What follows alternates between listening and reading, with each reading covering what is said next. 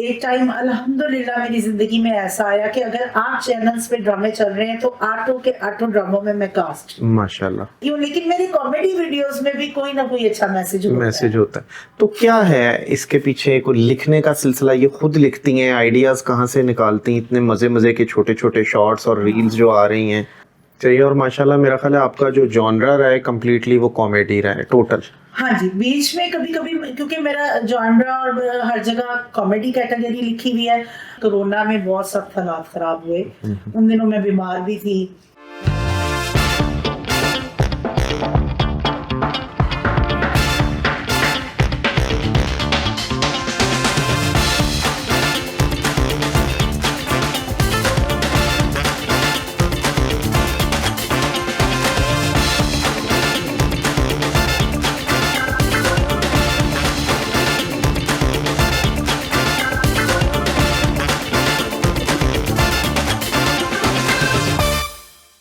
अस्सलाम वालेकुम व्यूअर्स, गपशप विद अशर असगर के एक और एपिसोड के साथ आपका होस्ट मोहम्मद अशर असगर आपकी खिदमत में हाजिर है।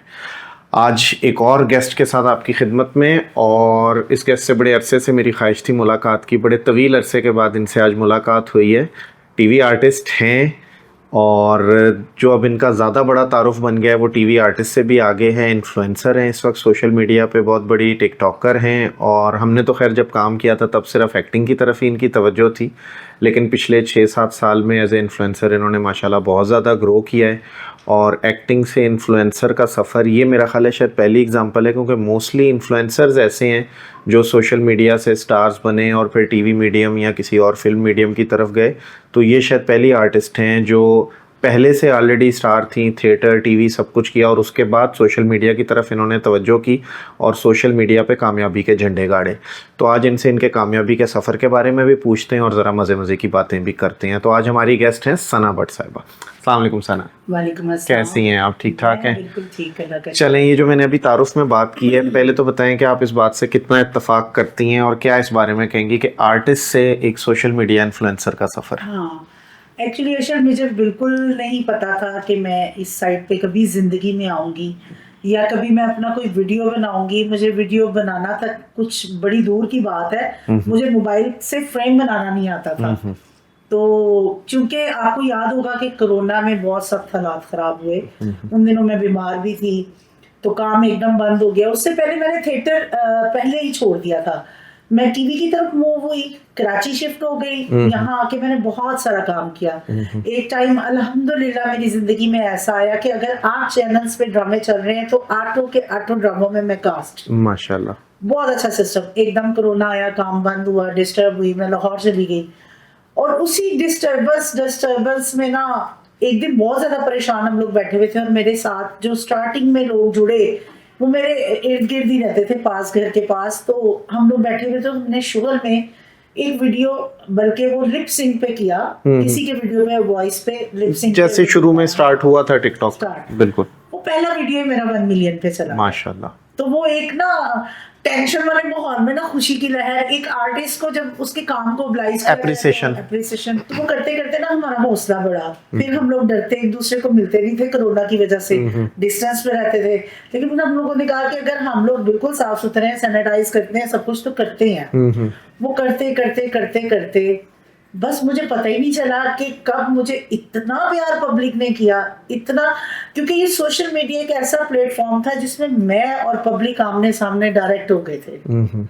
तो वहां से फिर सबने मुझे एक्सेप्ट किया चाहिए। और माशाल्लाह मेरा ख्याल है आपका जो जॉनरा रहा है कम्प्लीटली वो कॉमेडी रहा है टोटल। हाँ जी, बीच में कभी कभी क्योंकि मेरा जॉनरा और हर जगह कॉमेडी कैटेगरी लिखी हुई है तो कॉमेडी करती हूँ, लेकिन बीच में मैं कोई ना कोई मोटिवेशनल कोई ऐसा वीडियो जरूर एक आधा मैं देती हूँ जिससे जो सबक आमोज भी हो, जो फैमिलीज के लिए। तो बल्कि मुझे फैमिलीज रो के कहती हैं खुदारा हमसे इतना नहीं रोया जाता, माफ कर दे हमें। तो वो कभी कभी फिर मैं टेस्ट देती हूँ, लेकिन मेरी कॉमेडी वीडियोस में भी कोई ना कोई अच्छा मैसेज होता है। तो क्या है इसके पीछे, कोई लिखने का सिलसिला, ये खुद लिखती हैं, आइडियाज कहाँ से निकालती हैं, इतने मजे मजे के छोटे छोटे शॉर्ट्स और रील्स जो आ रही हैं देखिए जैसे क्योंकि मैंने थिएटर से सीखा है सब कुछ, थिएटर की आर्टिस्ट थी, उस्मान पीरज़ादा साहब मेरे उस्ताद हैं। तो मुझे ना चीज़ों को देखने का, समझने का, तो मैं कई आइडियाज़ देखती थी लोगों के। देखिए एक लतीफ़ा होता है, मैंने अपने स्टाइल में वो थिएटर में परफॉर्म किया है, आपने अपने स्टाइल में किया है, दूसरे आर्टिस्ट ने अपने स्टाइल में किया है। तो इसी तरह जो ओपन आइडियाज़ होते हैं वो सब इस्तेमाल करते हैं। उसमें थोड़े बहुत चेंजेस करके कि अगर हम इसको ऐसे कर लें तो ये ज़्यादा अच्छा हो जाएगा, ऐसे कर लें तो उस तरह करके मैंने शुरू किया। फिर मुझे क्योंकि टीवी का एक्सपीरियंस था, ओटी-शोटी शॉर्ट बनाने और अलग से, जब से वो मैंने शुरू किया तो फिर आहिस्ता-आहिस्ता मुझे समझ आया कि अगर मैं और प्रोफेशनल करूँगी और अच्छा जाएगा, और प्रोफेशनल करूँगी और अच्छा जाएगा। वो करते-करते मैंने काफ़ी कुछ इधर से सीखा है। अच्छा, मैंने सुना है आप एडिट भी खुद करती हैं। हाँ जी, अल्हम्दुलिल्लाह। तो ये भी सीखा क्या? ये भी सीखा। पहले तो लोगों से पूछ-पूछ के वीडियो में यहाँ लाफ्टर कैसे लगना है, यहाँ पे कट कैसे होना है, ऐसे होना है, वैसे होना है। फिर वो 2 बच्चे थे, उन्होंने पैंथर रैकेट वाले, उन्होंने शहीर ने मुझे प्रॉपर एडोब प्रीमियर की एडिटर बनाया। अच्छा, उसने माशाल्लाह। मुझे कहा कि आप लैपटॉप लेके आए, आप अपने प्रोजेक्ट खुद क्यों नहीं देखती हैं? आपको तसल्ली भी रहेगी कि मैंने खुद किया है, यहाँ पे ये कमी है। और खासकर जब मैं बना रही होती हूँ ना, उस वक्त मेरे जहन में होता है कि अभी मैं अगर एक क्लिप कहाँ पे मुझे कट करना है, कहाँ से वो मैं मार्जिन छोड़ती हूँ, म्यूजिक मार्जिन छोड़ती हूँ, वो पहले एडिटिंग से ये मैंने ये तो सबसे बड़ा एज है जी। मैं खुद क्योंकि कन्वर्टेड डायरेक्टर हूँ एडिटर से, तो ये बहुत बड़ा एज होता है। एडिटर को पता होता है कौन सा शॉट लगना है और कहाँ से क्या मार्जिन, कैसे आपने शूट कितना करना मार्जिन छोड़ना है। अक्सर मेरी कोई पकड़ के वीडियो अगर बना रहा है ना, तो मैं उसको कहती हूँ कि तुम चलने देना, एंड पे डायलॉग खत्म हो जाए चलने देना, म्यूजिक मार्जिन छोड़ना है बीच में, सही सही। लाफ्टर मार्जिन छोड़ना तो वैसे क्या कोई इस कॉमेडी एक्टिंग के पीछे होता है ना कोई इंस्पिरेशन किसी कॉमेडी आर्टिस्ट की, या किसी को फॉलो करती हूँ? क्या इंस्पिरेशन है कॉमेडी में आपकी? एक्चुअली एक्टिंग का तो कहते हैं ये माँ के पेट से पैदा नहीं होता, मतलब शौक ही होता है। हाँ, लेकिन एक होता है ना शौक इंस्पिरेशन, बहुत जैसे ज़्यादा, माजी में अब बुशरा अंसारी साहिबा हैं, मोइन। बुशरा अंसारी साहिबा से बहुत ज्यादा मैं बचपन से ही उनको देखती आ रही हूँ, और उनकी मुझे कॉमेडी बहुत पसंद थी, बहुत ज्यादा। इस बात पे वैसे बुशरा साहिबा एतराज कर सकती हैं कि आप बचपन से उन्हें देखती आ रही हैं। क्योंकि जो लोग मुझे शुरू से जानते हैं, जिनके हाथों में मैं आई हूँ, जिनकी स्टूडेंट्स रही हूँ, तो वो मुझे इसलिए बताने की जरूरत नहीं। उस्मान साहब के, मैं थिएटर की पहली अदाकारा थी जब मैंने थिएटर ज्वाइन किया, तो जो पढ़ी लिखी थी, ठीक है, मैं स्टडी करते हुए स्कूलिंग के बाद रिहर्सल पे जाती थी, तो मुझे अक्सर गोशी खान साहब ने कहना, यार तुम किस फील्ड में आ रही हो, ये नहीं अच्छी बेटा, तुम अपना स्टडी की तरफ फोकस करो। तो मैंने कहना कि नहीं, मैंने एक्टर बनना है, और एक्ट्रेस मैंने बहुत अच्छी बनना है, मैंने हीरोइन नहीं बनना, मैंने एक्ट्रेस बनना है। तो वो बहुत ज्यादा शौक था चूंकि काम का, तो मेरा पूरा फोकस था। मैंने स्टडी भी कंप्लीट की, साथ काम भी किया, और मेरी शादी भी बड़ी जल्दी हो गई क्योंकि मेरी वालदा की डेथ हो गई थी। तो उसकी वजह से सडनली मैंने शादी के बाद एफए और ग्रेजुएशन जो है शादी के बाद की। अच्छा अच्छा, माशाल्लाह। तो सबसे ज़्यादा कह लें कि रिकग्निशन जो आपकी हुई है टीवी या थिएटर में, कौन सा प्रोजेक्ट था जो वजह पहचान बना? वो था सलमा आगा के साथ मैंने एक ड्रामा किया था। अच्छा। तो उस ड्रामे में बड़ा मजे का एक वाकया हुआ था कि उस वक्त मैं बड़ी नई एक्ट्रेस और बड़ी कास्ट, तो मुझे पता लगा कि जी इस ड्रामे में तो सलमा आगा आ रही है, और वो देखे ना इंटरनेशनल स्टार है हमारी, और हमारे फख्र की बात है, इंडिया में भी काम किया हमने, पाकिस्तान में भी, और अच्छे तरीके से। मुझे पता थिएटर वो पहली दफा कर रही हैं, और अनवर अली साहब, साजन भी उस वक्त नया था, साजन भी उसी ड्रामे में क्लिक हुआ, उसी ड्रामे में मैं और साजन हम लोग इकट्ठे ही क्लिक हुए थे। तो उसमें ना मुझे उन्होंने कास्ट कर लिया, बड़ी छोटी सी पेमेंट थी उन दिनों, उस वक्त पैसे की वैल्यू भी थी, अब से तो वो देखा जाए तो काफी फर्क था। तो मैं ना ड्रामे पे गई, रिहर्सल की, तो फिल्म के डायरेक्टर थे, तो उसमें मैं कास्ट होगी, और ऑलरेडी मैं एक और जगह कास्ट थी आउटडोर के लिए। अब मैं ना, आर्टिस्टों में होता है कि भाई उस ड्रामे के भी पैसे एडवांस पकड़ लिए, उसके भी पकड़ लिए, अब मैं परेशान, जवाब किसको देना है, पैसे किसके वापस करने हैं। तो मैंने सोचा कि नहीं, मैं अगर लालच करूं, क्योंकि आउटडोर के डबल पैसे, और आउटडोर की मैं अच्छी खासी पेमेंट लेती थी, तो अब मैंने कहा लेकिन ये मेरा स्ट्रगलिंग टाइम है, और यहाँ मैंने लाहौर में नाम बनाना है, तो मुझे चाहिए ये सलमा आगा वाला ड्रामा स्किप ना करूं, बहुत अच्छा बड़ी कास्ट है। खैर मैंने ओके कर लिया, एडवांस इनको पकड़ लिया, और उधर मैंने जवाब दे दिया। 2 दिन मैंने रिहर्सल की, तीसरे दिन पता नहीं क्या मसला हुआ, छोटा सा वो प्रोडक्शन हेड जो था ना, प्रोड्यूसर को नहीं पता, वो आगे जो पेमेंट बांटने वाला होता है आर्टिस्टों को, जो सब डील करता है, वो आया, उसने मुझे ड्रामे से निकाल दिया। उसने कहा हमें नहीं आपकी जरूरत, तो आप ना आउटडोर का ही कर लें, आप ना करें। खैर मैं चुप करके ना नीचे उतरी सीढ़ियाँ, और मेरी आंख में ना आंसू। तो मैं कहा ये मेरे साथ क्या हुई, बड़ी इंसल्टिंग बात है। खैर मैं रोते रोते उतरी, तो उधर से ना हमारे एक और प्रोड्यूसर था, वो आ रहा था, अरशद चौधरी उसका नाम है, वो अल्फला थिएटर का ऑनर भी है। तो वो मुझे प्यार से ना मोटो कहता था। मोटो क्या हुआ, मैं शुरू से ही हेल्दी थी। कहता है मोटो क्या हुआ तुम्हें? मैं कहा कुछ नहीं, वो उसने ना मुझे निकाल दिया ड्रामे से, शफीक ने। तो कहता है अच्छा तुम टेंशन क्यों ले रही हो?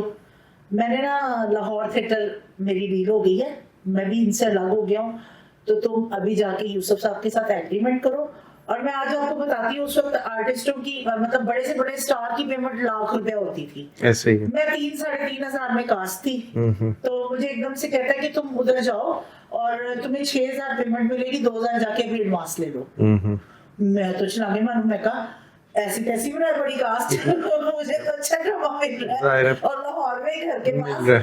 मैं फौरन उधर पहुंची, मैंने एग्रीमेंट साइन कर दिया। अब इधर देखिए सीन ये चला कि रिहर्सल हुई, तो इन्होंने मेरी जगह बड़ी खूबसूरत हमारी आर्टिस्ट थी कृष्णा मुगल, उनकी डेथ हो चुकी है, अल्लाह जन्नत नसीब करे, बहुत अच्छी आर्टिस्ट थी। वो ना मेरी जगह रिहर्सल पे खड़ी हो गई। अब वो जो डायरेक्टर ने देखा ना, उसने कहा यार वो जो कल मोटी लड़की आई थी वो किधर है? उन्होंने जी उसको निकाल दिया, अब आप इसी से करवाएं। उसने कहा नहीं, वो जितना अच्छा परफॉर्म कर गई, मुझे तो कॉमेडियन चाहिए, मुझे वो चाहिए, ये लग ही नहीं रही, वो ये लंबी है, टॉल है, मुझे वही कैरेक्टर चाहिए। अब जो है ना वहां पे एकदम प्रोड्यूसर भी बैठा हुआ था, ज़ाहिर सलमा थी, खुद सेट पे सारे थे, रिहर्सल हो रही थी। तो उनका हाँ भाई वो कहाँ है, उसको बुलाओ। तो वो कहने लगे कि उसको मैंने निकाल दिया। उसके बाद वो कहते चल फोन कर। अब वो मुझे फोन करे, मैं फोन ना उठाऊं, मैं कहते तेरा हो चुका, मैं सीधी मेरी तो अगली दिहाड़ी लग गई है। मैं उसका फोन ना उठाऊं। थोड़ी देर बाद ना मुझे अननोन नंबर से कॉल आई, मैंने उठाया तो वो प्रोड्यूसर खुद था, रफीजर। किधर है वो टोटू? मैं कहा मैं तो ड्रामा अगला घर बैठी है भाई, मैं नहीं आ सकती, सॉरी। मैं कहा पैसे भी बहुत ज्यादा ले रही हैं। अब मैंने ना फोन में किया, बीच में से डरती भी थी मैं, ये पार्टी बदमाश है। मेरे फोन चुकवा ही ना ले। मैंने अरशद को फोन किया, मैं कहा साहब वो ना इस तरह मुझे फोन आया उनका, तो क्या करना है? कहते हैं टेंशन नहीं आएगी, उनको बोलो मुझे दे 10,000 रुपया, मैं रिलीज कर देता हूँ। ठीक है 10,000 रुपया पेमेंट ले रही हूँ इधर से, तो देंगे तो चली जाएगी, ड्रामा करके अगले चार्ज में। सही है, तो मेरी आर्टिस्ट है। मैं कहा ठीक है। अब उनका फोन आया तो मैं कहा जी 12,000 रुपया दे रहे हैं वो। मैं 2,000 होते होंगे, मैं कहा 12,000 दे रहे हैं। कहना मेरी माँ मैं तुम 15 दे दूंगा, वापस आ जाओ। उसमें मेरा रेट भी बढ़ा और अल्हम्दुलिल्लाह फिर उस ड्रामे में, वो ड्रामा 5-6 महीने चला था थिएटर का लाइव, और वो 6 महीने में मैं एक सिचुएशन हमारी उसमें ये थी कि मेरी, कोमल नाज की और सलमा आगा की लड़ाई होती है। उस सिचुएशन में अनवर अली साहब सिर्फ छुड़वाते थे हमको।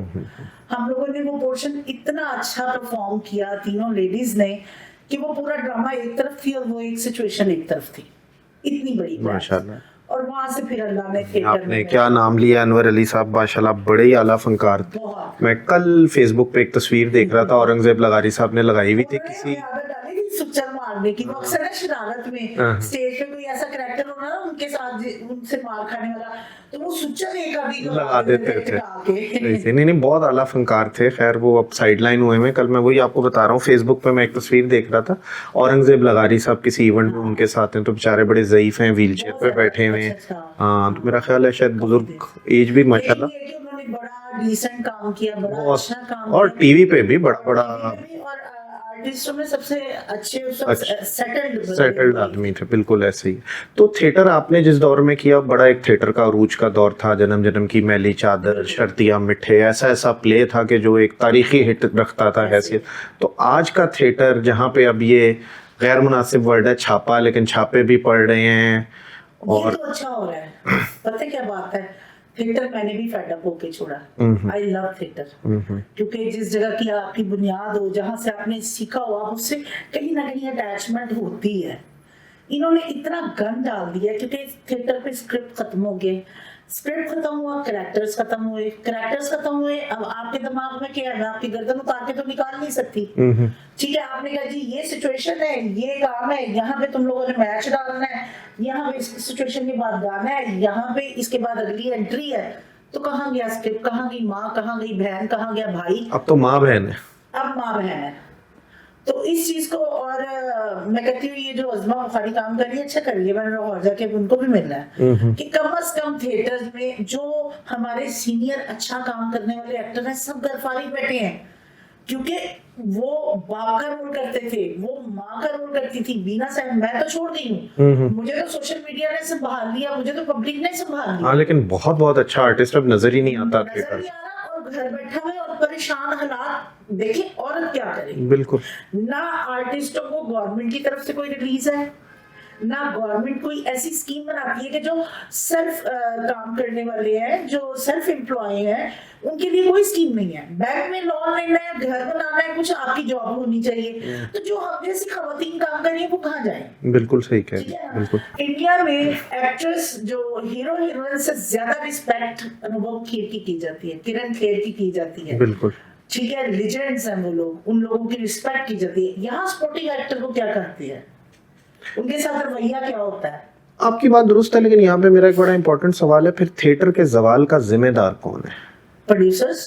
तो प्रोड्यूसर्स ने क्यों ये आज़ा की शायरी के नाम पे रक्स और डांस डाला, जबकि थिएटर ऑलरेडी इतना हिट जा रहा था, इतना अच्छा ड्रामा बन रहा था? डांस तो जन्म जन्म की मैली चादर में भी हुआ, लेकिन वल्गर नहीं था। हाँ, ये चीज आ गई। अगर हम इसी को सिर्फ सीधा कर लें, और उस वक्त भी आर्टिस्ट परफॉर्म करते थे, डांस करते थे, लेकिन वो जो ना तो वल्गर गाने थे, ना वल्गर स्टेपिंग थी, ना इतना जिस्म की नुमाइश थी। अब तो लड़कियां कपड़े ही ऐसे स्टिच करवाती हैं, वो जितना मर्जी कहे हम कवर है। बिल्कुल। लेकिन आपको फील बहुत ही लचर और वल्गर डांस है। देखिए, थिएटर की जो सबसे बड़ी नाकामी है कि सबसे पहले राइटर खत्म हुआ है।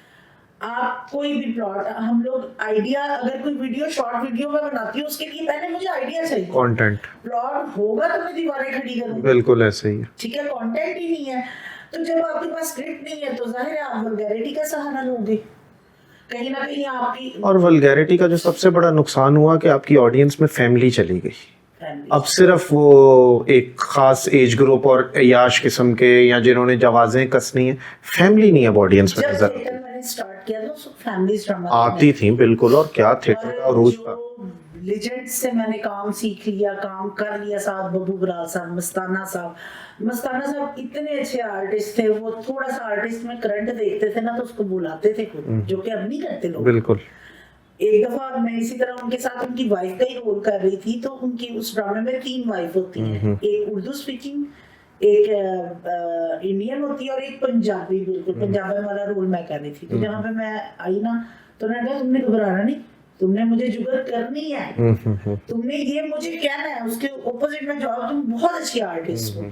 तो मसलन अब वो आर्टिस्ट भी नहीं है जो बिल्कुल ऐसे। सीएम मुनीर साहब, उनके साथ मैंने एज असिस्टेंट डायरेक्टर भी बहुत काम किया, उस्मान फैज़ साहब के साथ भी मैंने एज असिस्टेंट डायरेक्टर बहुत काम किया है। तो हमें पहले स्टेज पे बिठा के स्क्रिप्ट रख के 3 दिन रीडिंग करवाई जाती थी, स्क्रिप्ट के साथ रीडिंग, और चौथे दिन हमारी रिहर्सल्स मूव के साथ शुरू होती थी। उसमें वहां पे बिठा के स्टेज पूरा ऐसे बनाते थे पेज पे सीएम मुनीर साहब, और उसके बाद वो कहते थे कि ये देखें, आपने अगर ये हाथ यूज कर रहे हैं तो इधर को करना है, आपने यूं नहीं करना, आपका मुंह कवर ना हो। बिल्कुल थिएटर की अपनी मूव्स हैं। और बिल्कुल, और वी बना के खड़े होना, आपने स्ट्रेट नहीं खड़े होना, आपने इस तरह देखना है। पब्लिक को अगर देख रहे हैं तो आप सर के ऊपर से नजर गुजार रहे हैं, हर बंदे को लगेगा हमें देख रहा है ये आर्टिस्ट। तो मतलब ये टेक्निकल जाहिर है टेक्निकल। आज आप किसी से पूछें, किसी एक्टर को पता नहीं। प्लस अब तो जो आज़ा की शायरी करने वाली हमारी फनकार हैं, तो डायरेक्ट आंखों में आंखें डाल के इशारे कर रही थी। तो लेकिन ये अब जो स्टेप गवर्नमेंट ने भी लिया है, अच्छा लिया है, आजकल खबरें चल रही हैं। जी बिल्कुल बिल्कुल। तो बस उसमें थोड़ा सा ये करेंगे स्क्रिप्ट की, ये लोग कर लें कि लाजमी हो, और जो फनकार घर बिठा दिए इन्होंने चलें, ये थिएटर पे तो काफ़ी ज़्यादा डिस्कशन हो गई। अगर हम आपके टिकटॉक के सफ़र पे आएँ तो टीवी और थिएटर में तो हमें पता है कि हमारे कोलीग्स, हमारे डायरेक्टर, एक्टर और को स्टार्स बड़े सपोर्टिव हैं। जैसे मस्ताना साहब का आपने नाम लिया, लोग गाइड करते हैं। ये सोशल मीडिया के सफ़र में बहुत सारे टिकटॉकर्स हैं, आपके साथ भी हमने बहुत सारे टिकटॉकर्स की कोलैब में वीडियोस देखी हैं। तो किसी को कामयाबी का क्रेडिट देना चाहें या किसी की कोई गिला ज्यादती कुछ कहना चाहें, और अगर नाम लेना चाहें मुझे बड़ी खुशी होगी। नहीं, ज्यादती मेरी तकरीबन सबके साथ अच्छी है। जैसे थिएटर में भी आज तक मेरी किसी से इतना वो नहीं हुआ, कभी हुआ भी है तो फौरन सुलह हो गई। गिले शिकवे छोटे मोटे चलते रहते हैं क्योंकि ये लोग बिल्कुल नॉन प्रोफेशनल बच्चे हैं, काम करते हैं। लेकिन मैं सिर्फ न्यू जनरेशन को एक ही बात करती हूँ, मैंने अपने हर इंटरव्यू में एक ही कहा है कि हम लोगों ने 10-10 साल लाइनों में लगे हैं, धक्के खाए हैं, बातें सुने हैं। जैसे भी मैंने सलमा आगा वाले ड्रामे की मिसाल दी कि मुझे इस तरह निकाला गया, मैं जुर्रत ही नहीं थी कि तुम क्यों निकाला है। आपके पास एक ऐसा प्लेटफॉर्म आया है जिसमें आप अपनी परफॉर्मेंस करके खुद आगे आ सकते हैं, तो उसको प्लीज गलत यूज ना करें, खासकर बच्चियां।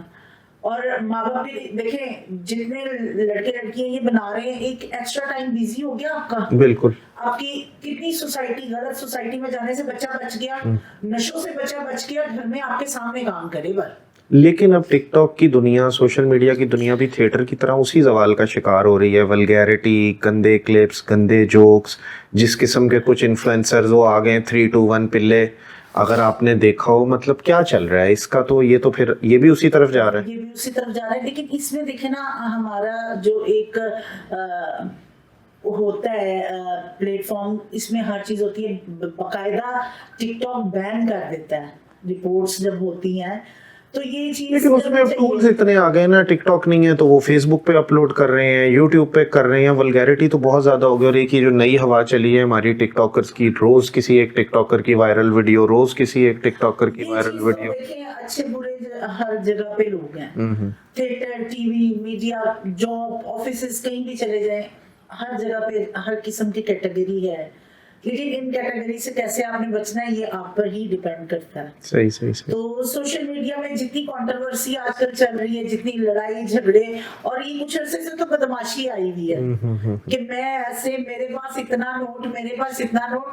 किसी की बच्ची की शादी करने के लिए 10,000 आपसे निकलता नहीं, और किसी को दिखाने के लिए आप लाखों रुपए फेंक रहे हैं। बिल्कुल, सोने की चेनें पहनी हुई हैं और पता नहीं क्या कुछ टिकटॉकर्स कर रहे हैं, शेर रखे हुए हैं, किसी ने चीते रखे हुए हैं, वीडियोस पे वायरल हैं। हाँ, शेरों वाले जो हैं वो तो चलो जिन्होंने पाले हुए हैं उनके पास लाइसेंस भी होंगे, जिनके नहीं होते फिर पकड़े भी जाते हैं बिल्कुल ऐसे ही। तो बाकी ये जो पिछले दिनों बहुत ज्यादा वायरल था ना, लड़ाई झगड़े, हाँ, रजब बाट डक्की भाई, ये चीजें जो है ना हमारी न्यू जनरेशन। नहीं, आपके कंटेंट में सबसे अच्छी बात यही है कि फैमिली कंटेंट है, मज़ेदार है, इंटरेस्टिंग है। और मैं एक बात बताऊं अर्शद, आपको हमेशा देखें, थोड़ा जो अच्छा कंटेंट होता है वो स्लो जरूर होता है, लेकिन वो लॉन्ग टाइम होता है। बिल्कुल, असल में देखें, कंटेंट की सबसे अच्छी बात ये होती है कि ये फॉर एवर है। ये जब तक सोशल मीडिया रहेगा, आपका कंटेंट पड़ा हुआ है, लोग देख रहे हैं, अप्रिसिएशन दे रहे हैं, तो वो, ये आप कोई बुराई करते हैं तो वो बुराई भी फॉर एवर पड़ी है, कोई अच्छी चीज़, कोई अच्छा मैसेज कुछ दे रहे हैं तो वो भी फॉर एवर के लिए लाइव है। इज्जत बनाने के लिए बहुत टाइम स्ट्रगल, जैसे मैंने 18-20 साल हो गए काम कंटिन्यू करती आ रही हूँ, आज सोशल मीडिया पे कर रही हूँ।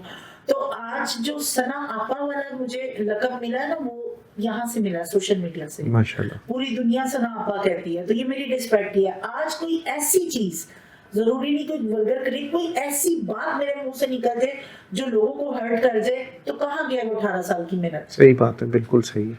तो क्या फ्यूचर गोल्स हैं अब सोशल मीडिया के हवाले से? टिकटॉक पे मेहनत हो रही है, यूट्यूब पे हो रही है? यूट्यूब पे मेहनत हो रही है, और मैं चाह रही हूँ कि कुछ इस तरह का सिस्टम बन जाए। मैं इतने अच्छे कंटेंट, खासकर बच्चों पे मेरा बड़ा फोकस है, क्योंकि बच्चों के लिए अब इंटरटेनमेंट कोई नहीं। जब हम छोटे थे उस वक्त चलता था एमएफ वाला जिन और बच्चों के फूल और कलियां। बिल्कुल, बड़ा बिल्कुल बिल्कुल, वो जो रेहाना सदीकी साहिबा गालिबन, अच्छा मैं बचपन में जाता रहा प्रोग्राम। सही सही। तो मतलब इस तरह के प्रोग्राम बच्चों के लिए चलते थे। बिल्कुल। लेकिन अब देखिए आप, इंडिया अपना कल्चर कैसे कार्टून्स के जरिए बच्चों में घुसा रहा है। बिल्कुल ऐसे ही। हम लोग नहीं कर सकते, हमारे पास है ही नहीं बच्चों का कोई कंटेंट, होना चाहिए। इस पे मेरा काम करना, और इसमें मैं आपकी हेल्प भी लूंगी इंशाल्लाह। आगे जाके हम लोग ऐसी चीज कोई बनाएं एपिसोड वाइज लोगों को वेट हो कि ये प्रोग्राम देखना है, बच्चे वो कहें कि ये देखना है और वो बच्चों के लिए हो। सही सही सही और कोई जादुई शादुई बड़ा साइंटिफिक किस्म का कोई ना इस तरह का मेरा दिन है बच्चों के लिए। चलें, दैट्स वेरी नाइस। बस हमारे पास वक्त की किल्लत है, कोई ऑडियंस के लिए आप मैसेज देना चाहें, स्पेशली नए टिकटॉकर्स या सोशल मीडिया इन्फ्लुएंसर्स के लिए? हाँ जी, बस यही मेरा मैसेज है कि आप लोग अच्छे तरीके से काम करें, काम को काम समझ के करें और खुदारा वल्गर चीजों और वल्गर ये घटिया लचरपन से ना बचें। अच्छा काम करेंगे जल्दी आगे आएंगे। मैंने देखा कि आप इन्फ्लुएंसर या जितने टिकटॉकर्स हैं उनकी दौड़ कहाँ तक है ना, मीडिया में, टीवी, फिर उसके बाद एंड है, उसके बाद क्या करेंगे आप? बिल्कुल। तो उसके लिए अगर आप अच्छा काम करेंगे तो जल्दी आगे आएंगे, ना कि वल्गर काम करके जल्दी आगे आएंगे। चलें, थैंक यू वेरी मच सना, बहुत मज़ा आया आपके साथ गपशप का और बड़ी लंबी डिस्कशन करनी थी। हमारा बड़ा हल्का फुल्का सा सेशन होता है, लेकिन वो आपसे एक अरसे बाद मुलाकात भी हुई थी, बड़ा संजीदा सा सेशन रहा है आज हमारा गुफ्तगू का। तो एक मेरा ख्याल है मौका देख के आप कराची में अवेलेबल हैं, अगर हो सका तो एक फ़न वाला भी सेशन एक और कर लेंगे। तो फिलहाल चूंकि वक्त की किल्लत थी, फिर भी आपने अपना काफ़ी कीमती वक्त हमें दिया। थैंक यू वेरी मच, बहुत शुक्रिया। थैंक यू व्यूअर्स, अल्लाह हाफिज़।